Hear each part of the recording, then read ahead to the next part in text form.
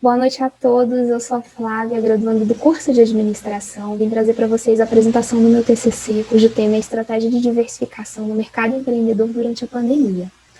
Para poder escrever esse artigo, eu contei com o auxílio de dois mestres, o professor Hércules, da Engenharia de Produção, e a professora Luciana, e contei também com o auxílio do professor Rafael, que era o professor da disciplina de pesquisa.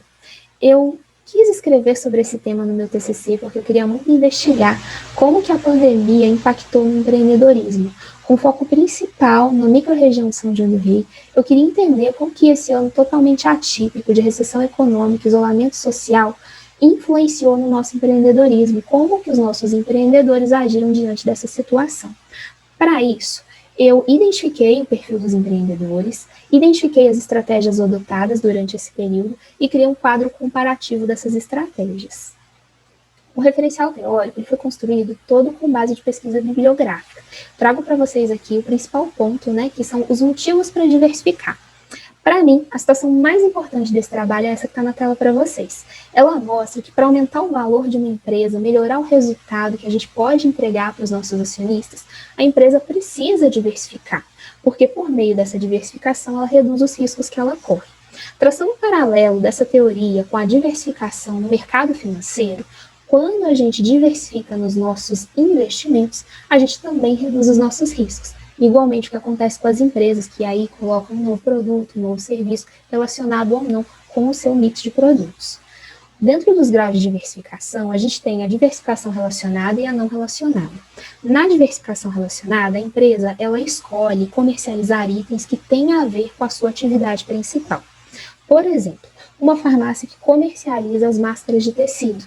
Elas não eram comercializadas antes da pandemia, mas elas começaram a ser comercializadas por causa de ser um item obrigatório agora em 2020. A farmácia já comercializava itens de proteção, segurança e saúde. Então, a introdução desse item é uma diversificação relacionada. Em contrapartida, a gente tem outros estabelecimentos comerciais que não comercializavam itens de proteção, segurança e saúde, como, por exemplo, uma rodoviária, que agora também comercializa as máscaras. Então, assim, é uma forma bem simples de criar um comparativo mesmo para fixar melhor. Dentro desse grau de diversificação, a gente tem aí que quanto mais elos uma empresa tiver, mais estreito é esse vínculo de negócio e diversificação que ela tem. O empreendedorismo, eu vejo que as pessoas são visionárias quando elas buscam empreender. Elas enxergam alguma coisa que as outras pessoas ainda não viram, ou até às vezes um determinado número de pessoas já enxergou e já está empreendendo nessa área. Tem um outro paralelo que eu vou trazer aqui que eu acho muito interessante, que é uma frase do Silvio Santos, que ele diz que enquanto uns choram, outros vendem lenços. Ou seja, a gente tem que identificar a necessidade e a demanda do nosso cliente para a gente poder empreender. Ainda dentro desse ponto do referencial teórico, eu quis trazer para vocês a matriz de Ansoff. A matriz de Ansoff, um quadrante específico dela, que é o quadrante de estratégia de diversificação, que mostra quando as empresas inserem novos produtos ou aplicam em novos mercados, é o principal foco dessa pesquisa. Quero trazer para vocês também quem foi Igor Ansoff. Ele foi professor e consultor, formado em engenharia mecânica e matemática, e ele é considerado o pai da gestão estratégica. Dentro ainda do referencial teórico, eu quero trazer para vocês a questão da análise de estratégias.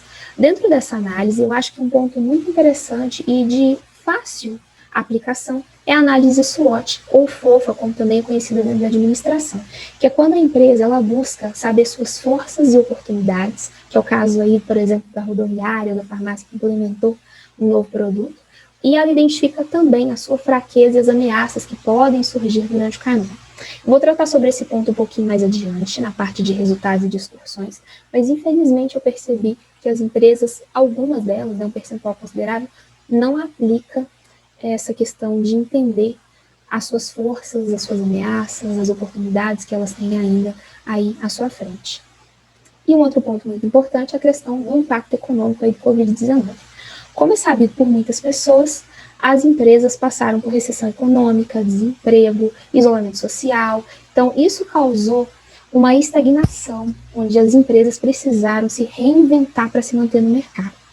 A gente já teve um momento no passado, lá no século XX, que pode ser comparado com o Covid-19, que foi a gripe espanhola. Naquele momento, as pessoas também precisaram fechar seus negócios, as escolas fecharam as portas, né? A gente houve também aí um momento de recessão econômica. Mas, mesmo que a gente compare um pouco, o momento do Covid-19 ainda é uma questão muito diferente, que as pessoas não estavam preparadas e elas precisaram se reinventar para se manter no mercado. A metodologia, né? Esse TCC é um estudo de caso. O objetivo, mais uma vez, é a questão de identificar os impactos, né, causados aí pela estratégia de diversificação nesse momento adverso. Essa pesquisa, ela foi uma pesquisa exploratória, onde eu tentei elucidar as estratégias escolhidas pelos nossos empreendedores, as mais importantes. Ela é de natureza qualitativa e quantitativa. A coleta de dados se deu por meio primário e secundário. Os documentos, né, que foram avaliados, então, foi realizado pelo Google Forms, uma pesquisa que ela foi divulgada por meio do WhatsApp para a CETURC, que é a Associação Comercial de Resende Costa, e para a ACI Del Rey, que é a Associação Comercial de São João del Rei. Então, essa pesquisa seguiu por meio de aplicativo para os empresários, os empreendedores aí da nossa região. Ela também foi vinculada aí nos grupos da faculdade para que os alunos empreendedores pudessem responder. E houve entrevista sendo estruturada, onde eu peguei esses empreendedores que responderam a pesquisa e, por meio do aplicativo sorteador, eu sorteei 5 empreendedores para responder essa pesquisa e complementar ainda mais a pesquisa. Ao total, a gente teve 39 respondentes. A pesquisa que foi pelo WhatsApp teve 19 perguntas e a pesquisa de entrevista com os empreendedores contou com 7 perguntas. Resultados e distorções. Vamos lá. Então, já nesse ponto de traçar o perfil empreendedor, eu percebi que os nossos empreendedores, o grande percentual que respondeu à pesquisa, tem entre 18 e 33 anos, ou seja, é um público jovem. Por que é um público jovem? Em boa parte dá para entender que são pessoas que talvez não tenham experiência, que talvez estejam estudando e por isso ainda não conseguiram ingressar no mercado de trabalho. Pode ser também uma resposta das pessoas que perderam o emprego e estão empreendendo por oportunidade. Um outro fator muito interessante aqui na pesquisa, que eu achei bacana trazer para vocês, é a questão do grau e do nível de escolaridade dos respondentes da pesquisa. Eu percebi que, com relação a outros anos, a gente tem respondentes mais preparados. Só que, mesmo assim, o número de respondentes, por exemplo, concurso superior, ainda é baixo. E a gente ainda tem um número aí expresso de pessoas que não quiseram responder o grau de instrução que elas têm. Então, com isso, eu percebo que o empreendedorismo, ele absorve mão de obra jovem por causa desses principais pontos. A questão da pessoa, às vezes, não ter experiência ou não ter tempo para poder se dedicar a um trabalho aí com carteira assinada de 8 horas, em razão de estar estudando. A gente percebeu muito aí, ao longo dos 4 anos de faculdade, que muitos alunos eram empreendedores, então eles vendiam comida, itens de vestuário dentro da faculdade para poder pagar a mensalidade e poder fazer o seu orçamento financeiro. Um outro ponto interessante é a questão do conhecimento e experiência. Nesse ponto, eu entendi que as empresas que utilizavam estratégia, alguma estratégia, não tinham conhecimento da estratégia de diversificação. É um número expressivo. Fiquei muito satisfeita com isso, de perceber que as empresas estavam utilizando estratégias. Depois, quando eu perguntei para elas se elas utilizaram alguma estratégia de diversificação, esse número cai. E eu percebo que ele praticamente se iguala às pessoas que não utilizaram ou às pessoas que não sabiam que era uma estratégia de diversificação. Ele praticamente se iguala. Depois, a outra pergunta era com relação se, durante a pandemia, essa empresa chegou a utilizar alguma estratégia de diversificação.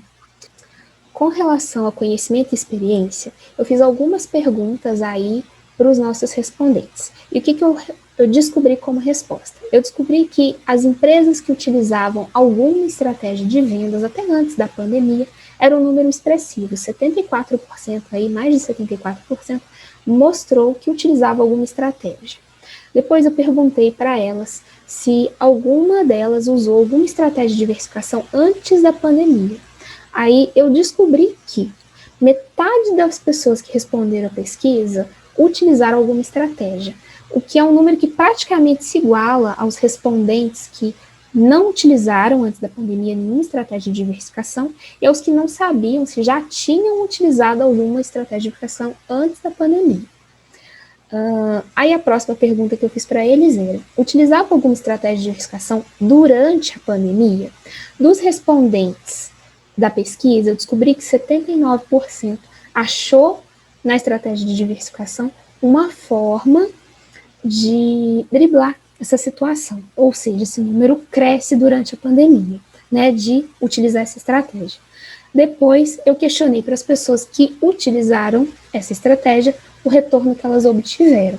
Eu descobri que mais de 60% obtiveram um resultado satisfatório, o que é uma coisa muito boa. E para essas pessoas que utilizaram a estratégia de diversificação, eu questionei se elas iam continuar implementando essa estratégia no pós-pandemia. E eu descobri que sim, que mais de 80% que passaram a utilizar essa estratégia vão implementar ela aí no futuro. Trouxe para vocês uma fala de um dos entrevistados que eu achei muito interessante, ele falando sobre esse momento de pandemia, onde ele fala, né, que no início da pandemia foi muito difícil para vender os produtos e principalmente encontrar a matéria-prima, né, o insumo para produzir os produtos que são produtos artesanais. Com isso, ele descobriu que ele deveria trocar alguns desses produtos, alguns desses insumos e modificar o produto. Ele entendeu também que ele tinha que contatar o cliente de uma forma diferente, que antes era muito no tete a tete, ele passou a contatar esses clientes pelo WhatsApp. E, para surpresa dele, o resultado foi muito satisfatório e ele também vai continuar implementando essa estratégia aí ao longo dos próximos anos, assim que a pandemia passar.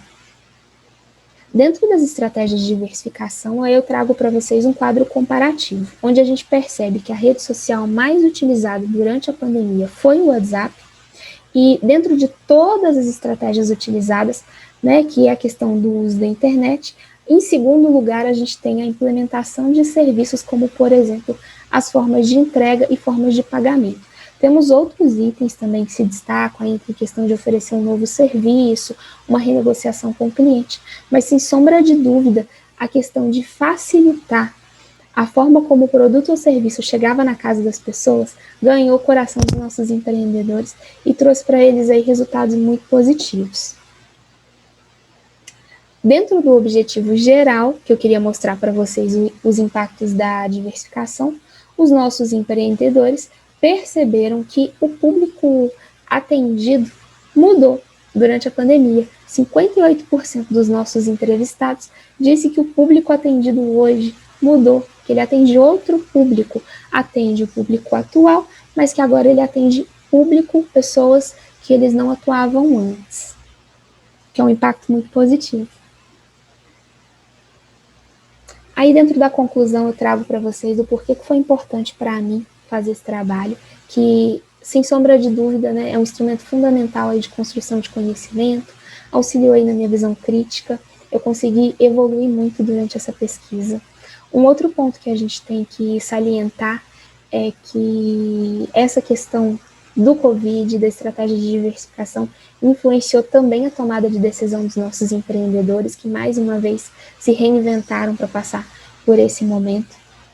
A pesquisa esbarrou em algumas limitações, principalmente porque eu gostaria de ter realizado pesquisas pessoalmente com mais pessoas, e eu sugiro aí para o futuro que dentro dessa área ainda sejam realizados estudos sobre a importância da tecnologia de informação, porque eu percebi que a maior parte das empresas que responderam à pesquisa são empresas familiares, então elas não contam aí com profissionais formados para poder estar atuando nas áreas e estar auxiliando cada vez mais nos resultados. Então eu entendo que por meio de ferramentas aí de tecnologia de informação, os nossos gestores iam conseguir acompanhar melhor os seus resultados e traçar novas estratégias para poder maximizar o objetivo deles. E para poder encerrar, trago para vocês aí uma frase do Walt Disney, que se você pode sonhar, você pode fazer. Mais uma reflexão sobre a questão do empreendedorismo, né, que as pessoas muitas vezes se veem obrigadas a ir para essa área por uma necessidade, e também para nós alunos aí com 4 anos, que lá em 2017 sonhamos um dia em poder ter o título de administrador nos nossos nomes e que agora está se tornando uma realidade. Boa noite.